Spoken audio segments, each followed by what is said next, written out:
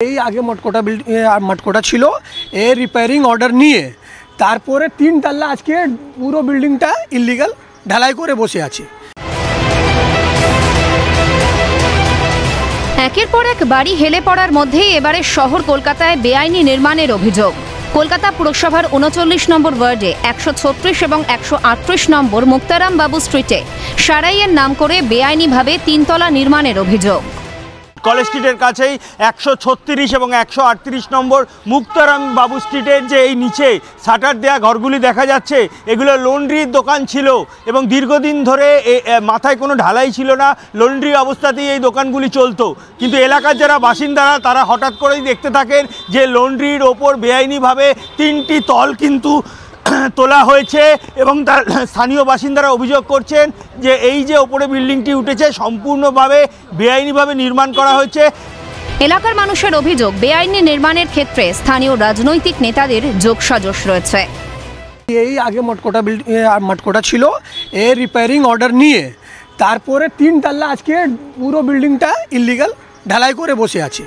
প্রমোটারটা এখানে যে আমার ওয়ার্ডে ৩৯ নম্বর ওয়ার্ডে যে লোকাল নেতাগুলো আছে ওর সমর্থনে নিয়ে এই প্রমোটার পুরো ইলিগাল বিল্ডিং দাঁড় করিয়েছে।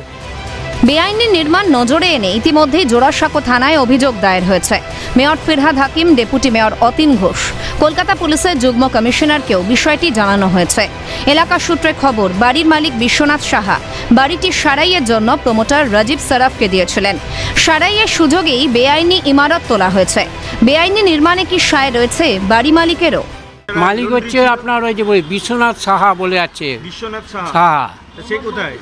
একে দেখতে পাই না, ওরা তো সেই হলি চাইল্ডের কাছে ওখানে স্কুলে ওখানে ঘর ভাড়া নিয়েছে নাকি শুনেছি। ও কি প্রমোটারকে বিক্রি করে দিয়ে চলে গেছে? বিশ্বনাথ সাহা কিচ্ছু জানি না, ওদের হাতেই তো সব কাজ করার দায়িত্ব দিয়ে গেছে সব। না এই উপরে বিল্ডিংটা কি বিশ্বনাথ সাহা করেছে না প্রমোটার করেছে? এই প্রমোটার করেছে, মানে বিশ্বনাথ সাহা ওদের হাতে না দিলে কি করে করবে? হ্যাঁ, প্রমোটারকে দিয়ে কাজ করাচ্ছে।